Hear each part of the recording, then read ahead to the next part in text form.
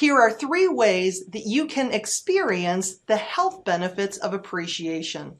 1. Focus on the breath. To get out of the stress response, you can use a breathing technique I call 4-7-8. Breathe in for 4, hold for 7, and release for 8.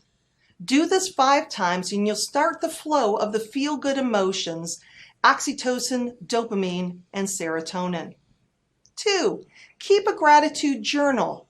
Now that you've been doing your gratitude journal, why not invite a friend or significant others to join you in the process?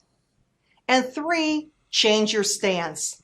The great Tony Robbins says, if you want to change your physiology, change your state. Right now, sit as if you're having the worst day ever. What happened? Your head's down, shoulders drooped. You're probably not feeling very chipper right now. Now, sit as if you're having the best day ever. What changed? Your head's high, your shoulders are erect. Is it fair to say you're feeling just a little bit better right now than you were a mere 5 seconds ago?